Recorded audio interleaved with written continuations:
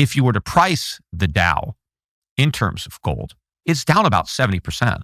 And against gold. Yeah. I mean, so there's an illusion that, we have all this prosperity. But now I think we're on the verge of a much bigger crisis, because I think that this time around, it's not going to be the U.S. going off the gold standard. It's going to be the world going off the dollar standard. Oh, I know. That's how stupid they think we are. And then the other thing, we need inflation because we can't let prices of services and consumer goods get too low because people won't buy them. Yeah, people will stop buying. We'll sit on our hands indefinitely waiting for a better deal, as on CNBC. I think most of their advertisers are from the crypto industry, and I think that really corrupts the whole process. Really? Here, gold broke out last year. But now you're seeing this movement out of dollars. Foreign central banks have been huge buyers of gold because they've been moving away from the dollar. They've been divesting themselves of dollars and buying gold instead. If you were to price the Dow in terms of gold, it's down about 70%. And it's against gold. Yeah. I mean, so there's an illusion that, we have all this prosperity because in the year 2000, the Dow was about 10,000 and now it's almost 50,000, right? So that's a big gain when you price it in dollars that have lost a lot of their purchasing power. But when you price it in gold and realize that, hey, gold was 300 back then, and now it's 4,300, right? The gold, it took, I think, 45 ounces of gold to buy the Dow. And I forget what it is now, maybe 16 or 13. You can buy a lot more of the Dow now than you could back then. So what that shows you is that the gain in the stock market is inflation. It's not real value that's been created in the market. We've just destroyed the value of the currency that we use to price things in. Right. And so you need more dollars to buy stocks, but you don't need more gold. Schiff exposes the ultimate stock market lie that keeps most investors trapped in a cycle of diminishing returns. While your brokerage account might show a higher dollar balance than it did 20 years ago, that growth is a complete fabrication caused by currency debasement. When you strip away the printed paper and price the S&P 500 inches real money gold, you realize that we have been in a silent, structural decline for a quarter century. Most Americans aren't building wealth, they are simply running on a treadmill that is moving backward faster than they can sprint. And our entire way of life as Americans has been supported by the idea that we could just create dollars out of thin air and then use those dollars to buy what the rest of the world produces, right? We have these huge trade deficits now. In fact, Donald Trump used to talk about the trade deficits a lot as being the problem. They're a consequence of the problem. They're not the problem per se. But what enables these huge trade deficits, we have over $1 trillion a year trade deficit, is the world is willing to accept the money that we print for the goods that they produce. And, when you produce goods, you need a lot of resources. You need land, labor, capital. You need factories. You need supply chains. You need raw materials. You need workers. Energy. Right? And you don't need anything just to create money out of thin air. Right? The Fed just, adds zeros right on a computer.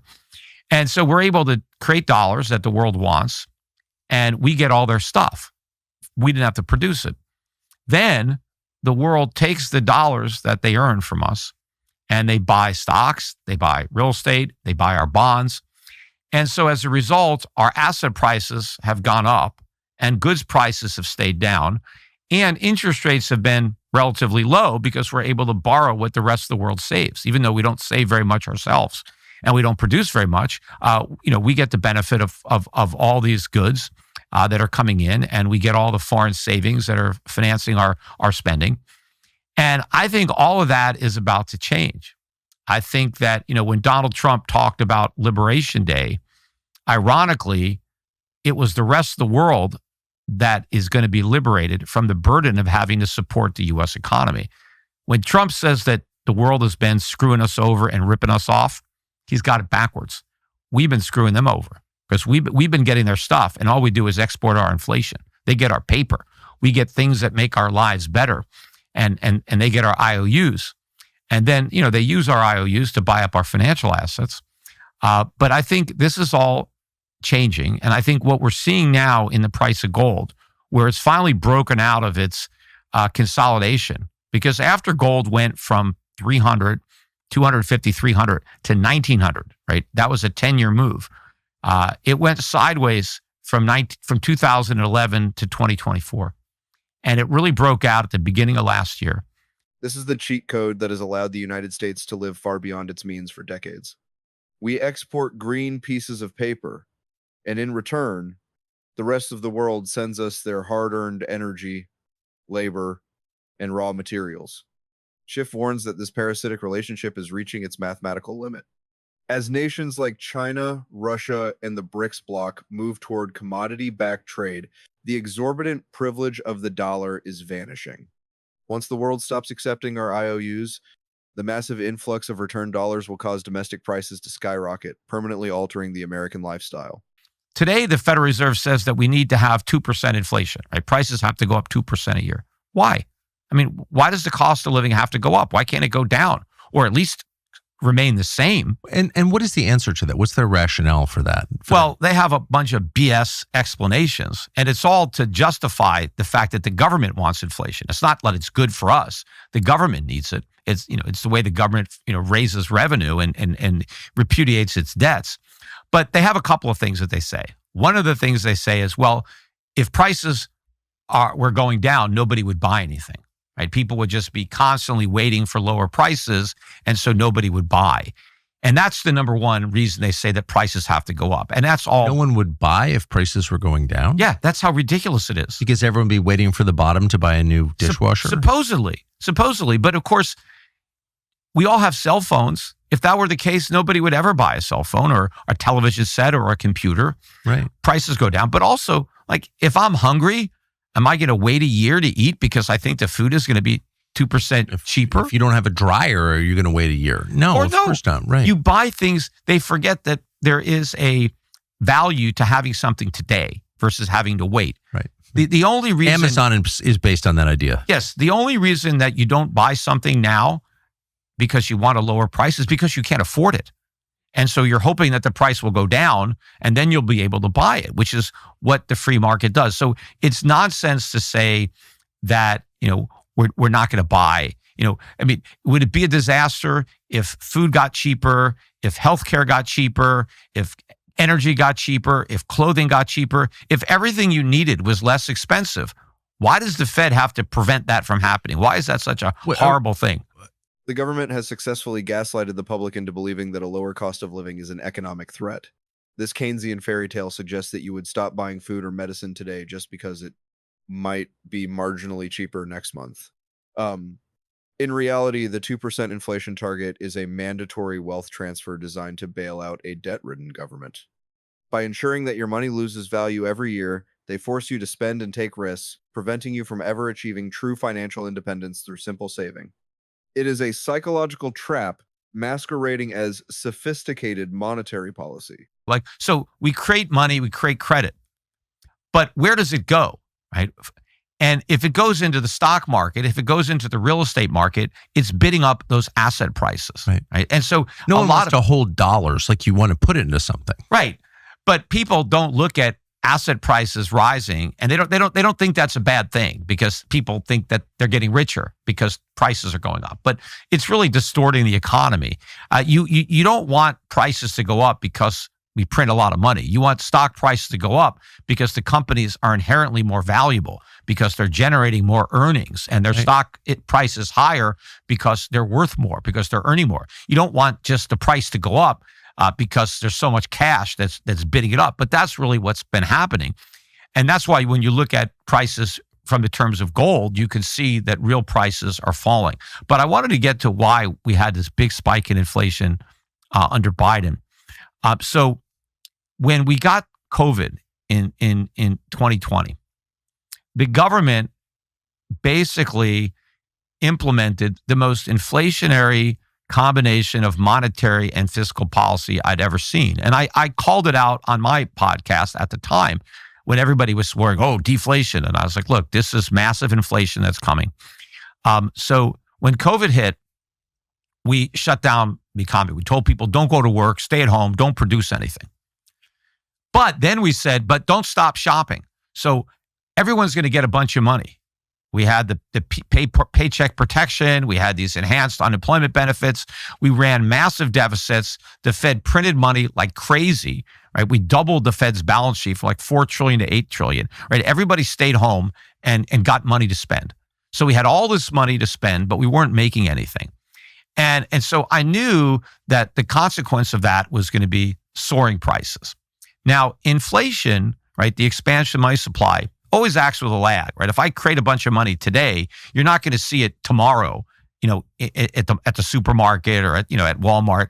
There's a little bit of time. It could take 6 months, it could take a year before you really start to see the effect of all that inflation in retail prices.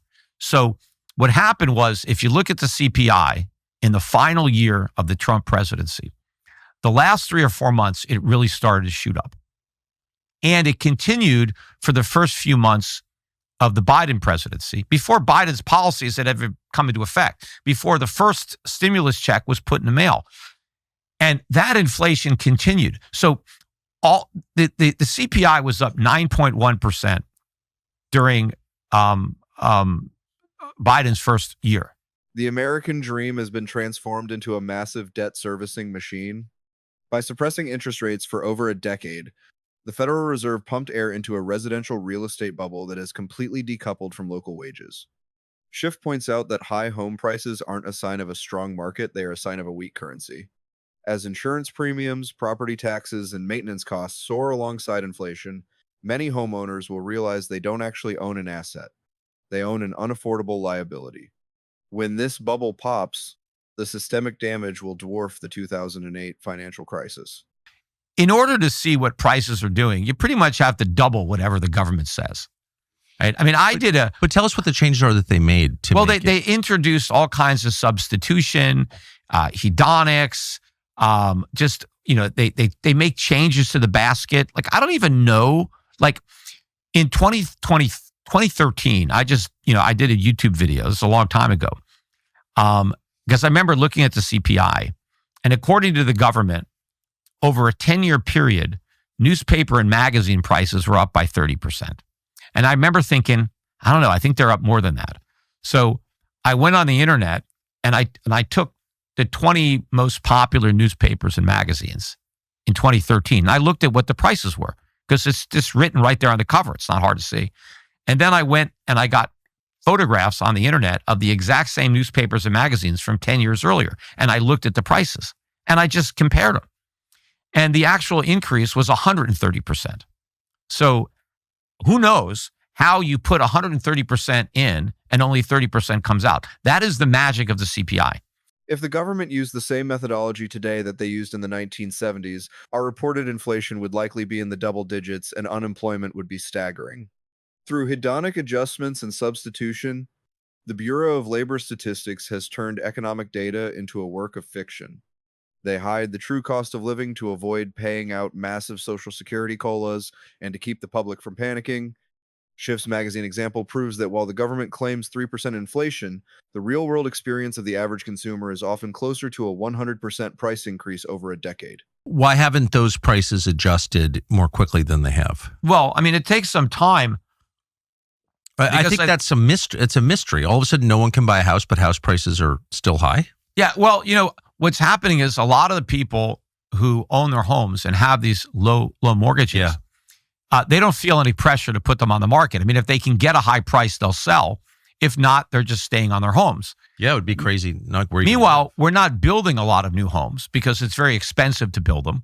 And in fact, Trump has made them even more expensive with tariffs. So we have tariffs on lumber, we have tariffs on copper and steel and all the things that, need to build houses. Plus, we're chasing out all the workers. I think something like 20% of the people who work in construction are illegal, right? So if they're not here, so you're driving up. Well, that's just bullshit right there. What you said is bullshit. Well, We've got 50 million illegals in the United States, and they're all being paid, not all, but a lot of them are on the government subsidies. Yeah. So maybe if you took those away, they would go into the construction trades. You've got a lot of unemployed people who could build houses. Yes, but they're not going to take those jobs unless you pay them higher wages. I mean, that's the problem. So you're driving up the cost of building homes. So fewer homes are being built, right? Regardless of what you think of the immigration policy. No, but I'm just saying it's not a potential. We have all kinds of labor problems. No one can find labor, but it's not because there aren't enough people without work. There are a lot of people. No, there are a lot of people that should be working, but the government has given them an alternative. And so that is a huge problem.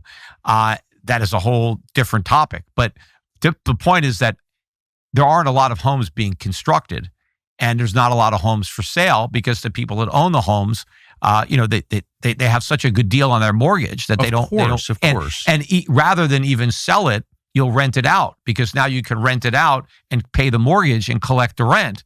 And, you have a good spread there. Put it on Airbnb. Yeah. But eventually, right, people have to sell their houses for whatever reason. People die, people get divorced, people move. Houses are going to come on the market.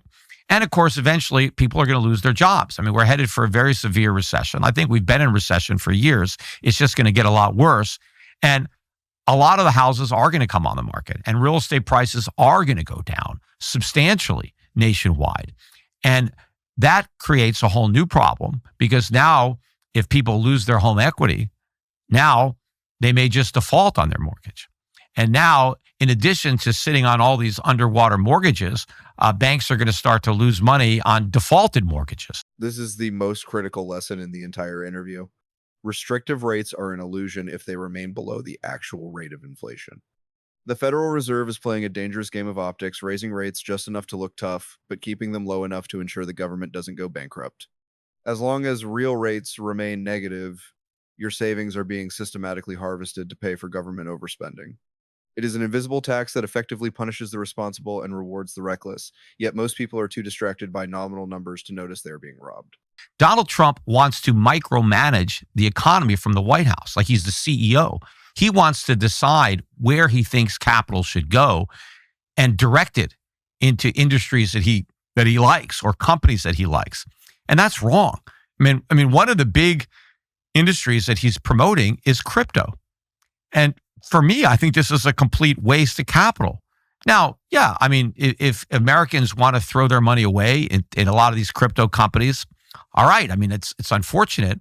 But if the government is now promoting it and pushing money into this industry that might have gone someplace else if it was a free market, this is doing a lot of harm. Why is it throwing? I mean, you meet all these people who've made hundreds of millions. You meet kids who've made real money from crypto. Why is it throwing it away? Well, because where did they make it? They didn't make money in crypto because they, produced products that we consume or provide services that improve our lives. The people who've made money in crypto, and I know a lot of them, they've made money in crypto because the crypto that they bought a long time ago went way up. Well, how is that different from buying gold? Well, I'm not people. I don't know a lot of people who got rich buying gold, right? Well, I've done really well. Just being honest, and so have you. No, right? Okay, we've tripled our money. I'm not. Right. But I'm talking about people who bought Bitcoin for $1 and now it's $90,000, right? You're talking about people who put. Okay, so it's a big run up, but it's the same. But when you buy gold, which I own a gold company, I'm totally for buying gold, but you're not. It's not a creative act. You're not making anything. No. You're not making anyone's life better. You're not really adding to the sum total of the economy. You're not doing anything other than buying something low and holding it until it gets high. Right. But there is a big difference. I'll get to that in a minute. But the people who have made money in crypto, right? They bought it at a very low price. And now other people are buying it at a much higher price, believing that they're going to be able to do the same thing. There are people who are buying Bitcoin now at $90,000, whatever it's at. They're buying it because they think it's going to $1 million. They think they'll be able to sell it at $1 million. And of course, the only reason someone's going to buy it at $1 million is because they think it's going to 10 million, right? So it's all this greater fool theory. And so, but why is it different from NVIDIA or any stock? So NVIDIA, right? And I think NVIDIA is overpriced. But NVIDIA is a business that is generating income, right? Selling its GPUs and has earnings. So it's an actual viable business. The question is, what is that business worth? I think it's worth less than the market currently believes, but it's worth something. There's no doubt that NVIDIA is a valuable company that is producing things. Politicians love inflation because it allows them to fund unpopular wars and global initiatives without having to ask the taxpayers for a direct contribution. If Congress had to raise your taxes by $2,000 to pay for foreign aid, there would be a revolution. Instead, they simply print the money, causing your grocery bill and gas prices to rise.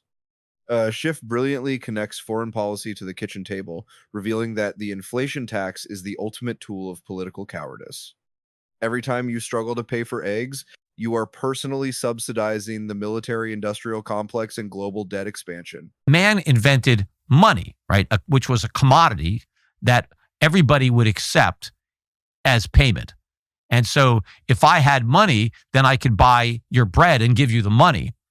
And then you could take that money, right, and buy something else. But the money also had to be something of value, but not bread, which would go stale, or meat that would, go bad. The money had to be a commodity that would hold on to its value. And so that's where, gold came in.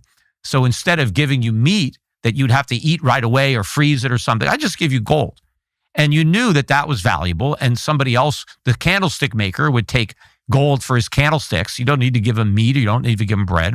So, and a lot of things were used as money, throughout societies. But what ended up being the best money was gold. And they made coins out of it, and you could easily tell, how much gold was in each coin, and so what kind of weight of gold you were getting in exchange for whatever it was you were selling. And the reason gold became better money than, seashells or, cattle or salt, different things that were used. The Romans used salt as money. That's where the word salary comes from, right? Because it was salt. But gold had a lot of properties. It was very divisible. It was very portable. It was very durable. It was fungible. It had a lot of these properties that really made it ideal to use as money. And so what the creator of Bitcoin did is he came up with a digital token that, mimicked those properties, right? Bitcoin, it's portable, it's divisible, it's fungible, right? It can do all that stuff, which is fine. But what it doesn't have is the most important characteristic that you need to be money, and that's you have to be a valuable commodity. You have to have value, intrinsic value on your own, right? There has to be a use beyond just a medium of exchange, because money needs to be a store of value. It can't just be a medium of exchange or a unit account. It has to be a store of value. And so in order to store value, you got to have value, right? You can't store something that you don't have. So when you have gold, you're storing the value of a metal that can be used in jewelry and consumer electronics and aerospace and all this stuff. While gold is the ultimate insurance policy for wealth, silver acts as the wealth accelerator in a crisis. Currently, the ratio between the two is at a level that historically signals a massive silver breakout. Because silver has both high industrial demand for technology and deep monetary roots, it is uniquely positioned to catch the overflow of capital fleeing the dollar. Schiff describes silver as a coiled spring that has been suppressed by paper markets for years. When the retail public finally realizes that the paper currency system is failing, the physical silver market is small enough that a tiny shift in demand will cause a vertical price explosion. Wall Street has never been a big promoter of gold. I don't mean why doesn't JP Morgan tell you to buy gold? Why doesn't CNBC tell you to buy gold? Well, I don't think they have enough gold companies that advertise on CNBC. I think most of their advertisers are from the crypto industry. And I think that really corrupts the whole process. Really? There is a reason you don't see 24/7 gold alerts on CNBC or Bloomberg. Wall Street thrives on transaction fees, management percentages, and the constant churn of risk-on assets. Gold is the enemy of that model because it is an asset you buy, hold, and take out of the system. Schiff points out that the influx of crypto advertising has further biased the financial media. They promote digital gold because it creates volatility and trading volume, while ignoring physical gold because it represents the ultimate rejection of the banking system. It's not a lack of value, it's a lack of profit for the middlemen. If you go back to the days of a blacksmith with your gold, you would have gold and you left it with a blacksmith and he gave you an IOU. And if the people in the town knew the local blacksmith and they recognized his IOU, if you could spend it. people would take it because they didn't have to go get the gold. They knew the gold was there. The problem would be, of course, if the blacksmith, absconded with the gold. But, in capitalism, and I have this argument all the time with these Bitcoiners because they think that what I'm doing with tokenized gold, they think, well, you have to trust the third party. So, I want to own Bitcoin because I don't have to trust the third party. Well, of course, if you put your Bitcoin on an exchange, if you own it through an ETF, of course, you're trusting a third party. But I have no problem with trusting third parties in capitalism because a business that has a reputation and has a brand wants to maintain the value of that brand. The insurance industry is a perfect example of trust. When you buy an insurance policy, you're relying on a third party, the insurance company, to pay your claim, right?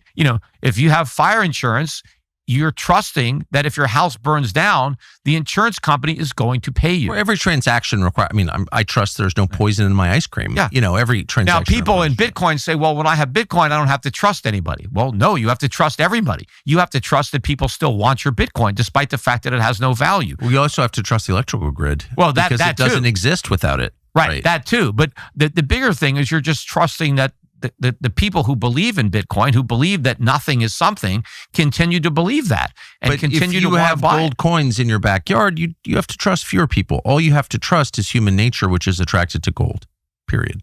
Well, but when you own gold, you're not trusting anything because the gold itself has value. Well, that's what I'm saying. Right. So, but if you have possession of physical gold, you're not relying on fragile systems. Right. I mean, the only risk there is somebody could steal it from you if they find it, right? You could lose it, right? If you have gold. But the thing about tokenized gold, and I recommend that people have both. They have physical gold and they have some tokenized gold because the tokenized gold is the gold that you can use in commerce, that you could easily spend. It's much more difficult if I have bars of gold or even gold coins. Even a 1 ounce gold coin is $4,000. A tenth of an ounce coin is $400, right? I mean, so if you want to buy something for $5, you can't really do it. But if you have the tokenized gold, then you can easily transact. You can buy a cup of coffee and the barista can accept payment in gold. Schiff's final verdict is a call to action for self-preservation. The system is not broken, it is working exactly as intended to keep the government afloat at the expense of the citizenry. To survive the coming reset, you must move your capital into things the government cannot print or easily confiscate. Productive assets, physical precious metals, and international diversification are no longer conspiracy strategies. They are the baseline for survival. As the debt bubble reaches its terminal phase, the window to exit the dollar-denominated system is closing. The time to prepare was yesterday. The next best time is right now.